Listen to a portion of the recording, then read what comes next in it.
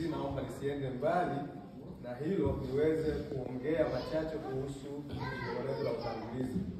Na neno letu la utangulizi lilisomwa hivi: Paulo na Silwano na Timotheo kwa kanisa la Wathesalonike lililo katika Mungu Baba yetu na Bwana wetu Yesu Kristo. Neema na iwe kwenu na amani zitokazo kwa Mungu Baba na kwa Bwana wetu Yesu Kristo. Amen. Amen. Mwandishi wa kitabu cha Wathesalonike ni Paulo. Paulo anawaandikia Wathesalonike, na sitaki kuingia katika historia ni wakati gani. Nataka tu nione kwa nini amewaandikia Wathesalonike hilo neno. Kwa nini Paulo aseme kwa kanisa la Wathesalonike lililo katika Mungu Baba yetu? Haya ndo neno ambalo nataka tuongee. Naongea kuhusu kanisa. Mada yetu ya leo ni kanisa. Lakini tunaposoma andiko hili tunakuta kwamba lipo kanisa ambalo lipo katika Mungu Baba yetu na Bwana wetu Yesu Kristo. Ina maana kuna makanisa mengine ambayo hayapo katika Mungu Baba yetu na Bwana wetu Yesu Kristo. Tusiende mbali, tuseme mifano iliyo hai. Kule kwetu Ubembe kuna kanisa linaloitwa kanisa la Malkia wa Ubembe. Hawa watu wako katika Mungu na katika Bwana wetu Yesu Kristo? Hapana. Kuna kanisa linaloitwa la Kitawala. Hilo kanisa la Kitawala wapo katika Mungu Baba yetu na Bwana wetu Yesu Kristo? Hapana. Kuna kanisa linaloitwa la Simon Kimbangu wa Kimbangiste. Hilo kanisa liko katika Mungu Baba yetu na Bwana wetu Yesu Kristo? Hapana. Tunakuja sasa makanisa mengine ambayo tunasoma kwenye mtandao. Pale Afrika ya Kusini lipo kanisa ambalo ni kanisa la pombe, na wanabatiza kupitia pombe. Unapoingia kwenye kilabu cha pombe, ndio wanachukua chupa la pombe wanakumimia juu ya kichwa. Huo ndio ubatizo wao. Na kanisa yao inaingia kwenye kilabu cha pombe. Hilo kanisa kwa mtazamo wetu liko katika Mungu Baba na Bwana wetu Yesu Kristo? Kwa sababu Biblia inatuambia kwamba msilewe kwa mvinyo. Kwa sababu Biblia inatuambia katika kitabu cha Mambo ya Walawi kwamba utakapoingia katika nchi ya ahadi usinywe mvinyo wewe wala kileo chochote, wewe na wanao wote. Hiyo ndio sauti ya Mungu. Bwana asifiwe sana. Amen. Sasa kama kanisa inaenda kinyume na sauti ya Mungu, hiyo kanisa ipo katika Mungu Baba? Hapana. Na wala haipo katika Bwana wetu Yesu Kristo. Kwa hiyo tumeshaona kwamba zipo kanisa zinaweza zikawa nyingi tu, lakini japo wingi wa hizo kanisa na japo katika kabila moja, katika nchi moja, zote hazipo katika Mungu Baba yetu na Bwana wetu Yesu Kristo. Amen. Bwana asifiwe sana. Amen. Sasa hebu tuone neno kanisa kwa ujumla. Kanisa ni nini? Kanisa ni kundi la watu walioitwa na Mungu au na Yesu Kristo kutoka katika dhambi ili kwanza kumwabudu Mungu. Tunasoma hivyo katika kitabu cha Kutoka sura ya 3 na mstari wake wa 12. Mungu anawaambia wana wa Israeli kwamba nendeni mkamwambie Farao kwamba awaruhusu mwende mkaniabudu jangwani. Bwana asifiwe sana. Amen. Sikutaka kuingilia neno Misri, Farao na jangwani, lakini pia niaongelee kidogo. Farao ni mfano wa shetani, Misri ni mfano wa dunia hii. Bwana atuhurumie. Na jangwani ni mfano wa kanisa, kwa sababu wana wa Israeli waliambiwa na Mungu mtoke mwende mkaniabudu jangwani. Bwana asifiwe sana. Amen.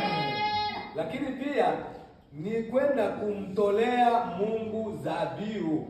Katika kitabu hicho cha Kutoka sura yake ya 3 na mstari wa 18 inamwambia Mungu tena, anawaambia wana wa Israeli, nendeni mkamwambie Farao, hata kama anakuwa mgumu, lakini nendeni mkamwambie kwamba awaruhusu mtoke mwende mkanifanyie ibada, yaani mwende mkanitolee dhabihu jangwani.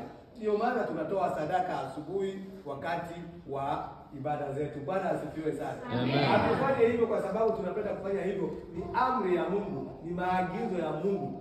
Wale walioitwa na Mungu waliagizwa kufanya hivyo, waliagizwa kuabudu Mungu, waliagizwa kumtolea dhabihu. Bwana asifiwe sana. Amen. Na pia Mungu alitaka wafanye nini? Alitaka wamtumikie. Wamtumikie. Kumtumikia Mungu si kwamba tunakuja hapa, hii hapa kanisa si ilijengwa.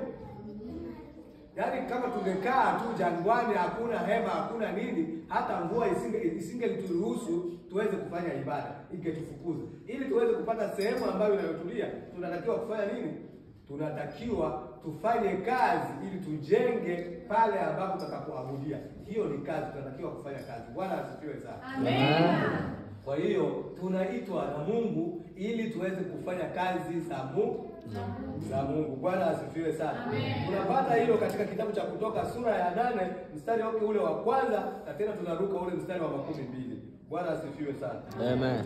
Lakini pia anatuita kutoka katika dhambi ili tuweze kuwa watakatifu. Bwana asifiwe sana. Anataka tuwe watakatifu. Ndiyo maana akaandika katika kitabu cha Wakorinto wa pili, barua ya Paulo huyo katika barua yake kwa Wakorinto sura ya kwanza mstari wa kwanza hadi ule wa pili, anasema Paulo mtume kwa ajili ya Wakorinto, mtume wa mataifa kwa ajili ya Wakorinto, wale walioitwa na Mungu kuwa watakatifu. Bwana asifiwe sana. Amen. Ndio maana Petro naye anakubaliana naye katika waraka wake wa kwanza sura ya kwanza na mstari wa 16, anasema kwamba mtakuwa watakatifu kama vile yeye aliyewaita alivyo mtakatifu. Bwana asifiwe sana. Amen. Na katika Mambo ya Walawi sura yake ile ya 11 na mstari wa 14 tunaona kwamba Mungu mwenyewe anawaambia Walawi, mtakuwa watakatifu, iweni watakatifu kama mimi mwenyewe Mungu nilivyo mtakatifu. Bwana asifiwe sana. Amen. Hapa tunakuja kuona tofauti ya kanisa na kanisa, kwa sababu si wote wanaoitwa kanisa walio kanisa katika Yesu Kristo na katika Mungu Baba. Amen. Kwa hiyo ipo tofauti katika kanisa na kanisa, kwa sababu kanisa ipo iliyo katika Mungu Baba yetu na Bwana wetu Yesu Kristo, na kanisa ipo ambayo haipo katika hao watu. Kanisa yoyote ambayo haipo katika hao watu haifuate haya mambo. Ndio maana unakuta kanisa zingine ziko huru. Ndio maana unakuta kanisa ile ambayo tunasema kule Afrika Kusini, wao kanisa yao na ibada yao inafanyika kwenye kilabu cha pombe na wanabatiza kupitia pombe. Sio ibada hiyo, lakini sasa sio kanisa la Mungu.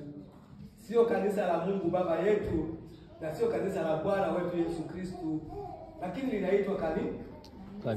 Linaitwa kanisa.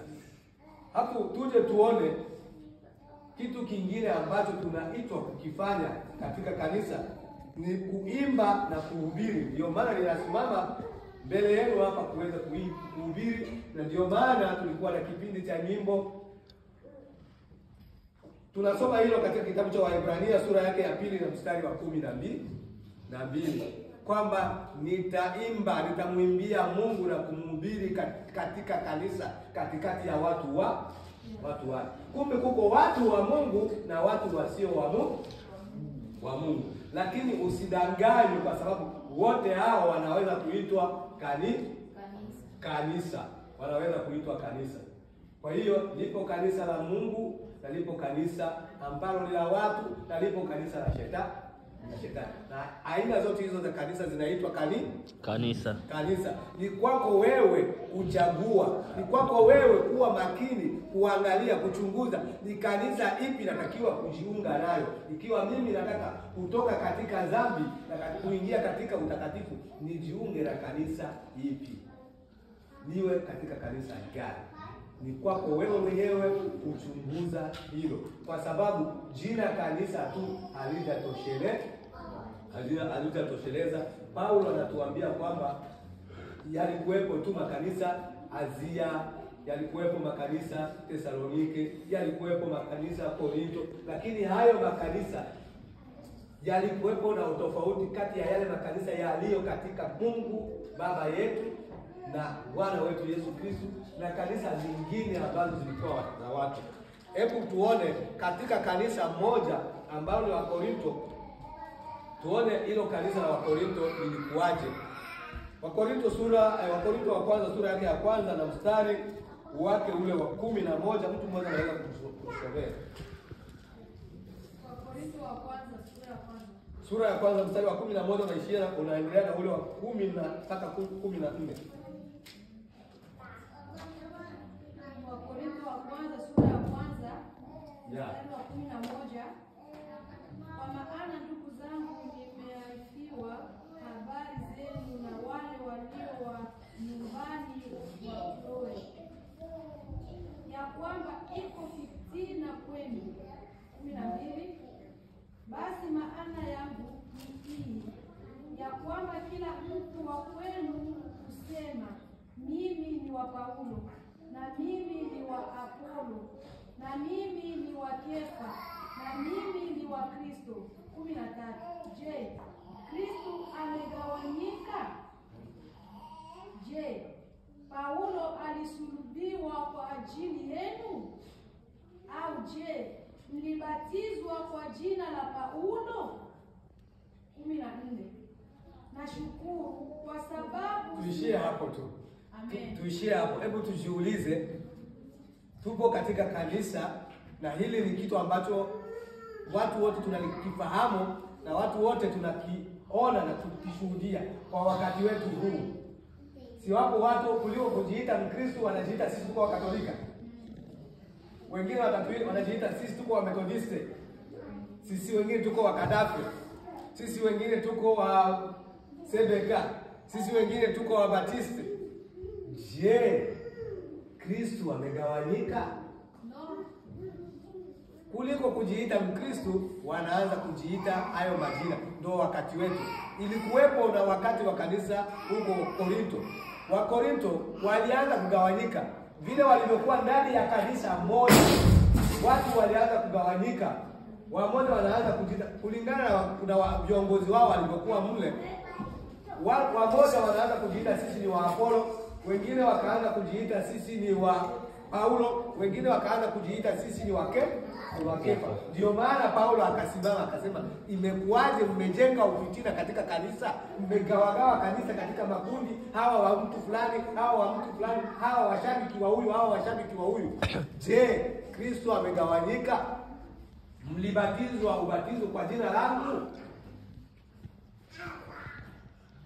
Hebu sasa tufikirie, ni nani aliyekuita? Hebu nisikilize, tusikilizane kwa hili. Ni nani aliyekuita? Ndugu yangu Freddy, naomba nikusumbue kwa hili swali. Umekuwa wa kwanza kufika hapa kanisani leo. Nani aliyekuita kuja ibadani hapa?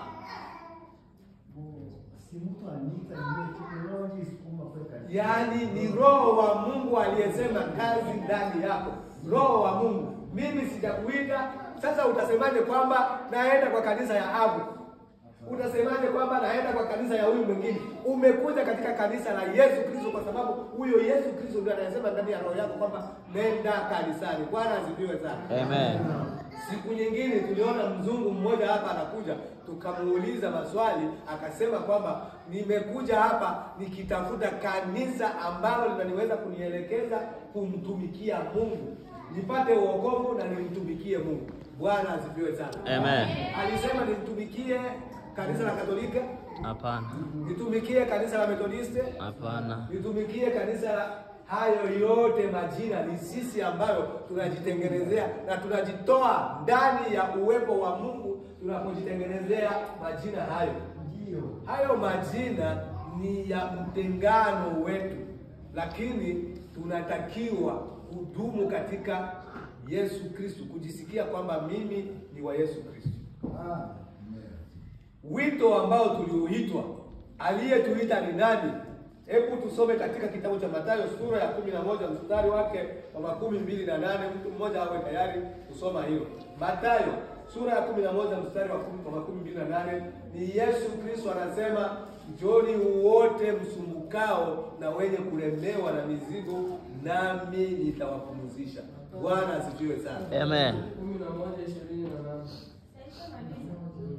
Njooni kwangu ninyi nyote msumbukao na wenye kulemewa na mizigo, nami nitawapumzisha. Amen. Amen. Yesu alikuwa amesema kuhusu mizigo gani? Alikuwa amesema kuhusu mizigo ya dhambi. Je, unakuja kwangu mimi nitakupumzisha mizigo yako ya dhambi? Mimi ni mtu tu, nimeteuliwa nisimamie hii kanisa hapa, lakini kanisa sio la kwangu. Mtu mwingine ameteuliwa kufanya huduma katika kanisa, labda Furaha ameteuliwa kufanya huduma ya kuimbisha katika kanisa. Kanisa sio la Furaha. Amuri ameteuliwa kufanya huduma ya kufanya usafi kanisani. Kanisa sio ya Amuri. Ndugu Moses ameteuliwa, ama Mungu katika kipaji alichompatia ameinuliwa kuwa mhubiri, lakini kanisa sio la Moses. Kanisa linabaki la Yesu Kristo. Jamani, tutoe mawazo yetu, tuangalie yeye aliyetuita anatuita katika nini na kanisa ni nini. Alafu tuangalie kitu kingine ambacho watu wanakitumia kama vile kuhubiri injili ambayo sio injili. Kwa maana ya injili ni habari njema, lakini watu wanaanza kuhubiri kuvunja nia za watu. Kanisa gani ya watu wawili? Kanisa gani ya familia tatu? Kanisa gani ya familia mbili? Vitu kama hivyo vinahubiriwa na tunavisikia. Tena tunavisikia hata kwenye maaudio. Bwana atuhurumie. Huruma. Yesu alisema nini? Wawili au watatu watakapokusanyika kwa ajili ya jina langu, nami nitakuwa pamoja nao. Kwa hiyo kanisa sio idadi ya watu wengi. Kanisa ni ya wale kanisa, maana yake watu waliotoka katika dhambi na kuishi katika utakatifu wa Mungu. Watu wanaomwabudu Mungu katika roho na kweli. Watu wanaokuwa na uoga wa neno la Mungu, wanaotii neno la Mungu, wanaoenenda katika utakatifu na unyofu wa amri ya Mungu. Hiyo ndio inaitwa kanisa. Na nisiende mbali, nisiwachoshe, nimeshasema yote kwamba kanisa ni kundi la watu walioitwa kutoka katika dhambi na kwenda kumtumikia Mungu, kumwabudu Mungu, kumtumikia Mungu, kumwimbia, kuhubiri na kutoa dhabihu, maana yake kutoa sadaka. Na nimeshasema kwamba kutoka katika dhambi ni yani kuwa watakatifu kama vile Mungu mwenyewe alivyo mtakatifu. Na Yesu mwenyewe anathibitisha hilo kwamba njoni kwangu wote msumbukao na wenye kulemewa na mizigo, nami nitawapumzisha. Na tunataka kuonyesha kwamba kanisa sio wingi wa watu, bali kanisa ni wale ambao wanamwabudu Mungu katika roho na kweli. Wakiwa wawili au watatu, hiyo isikuvunje moyo. Na mwishowe kabisa tunataka kutoa ile chachu iliyo katika watu kwamba sisi ni wa Apolo, sisi ni wa Paulo, sisi ni wa Kefa, sisi ni wa Methodiste, sisi ni wa Katolika, sisi ni wa Anglican. Hayo yote ni majina ambayo yanakutoa katika uwepo wa Mungu. Rudi katika uwepo wa Mungu. Jiite kanisa la Mungu lililo katika Mungu Baba yetu na Bwana wetu Yesu Kristo. Amen. Amen.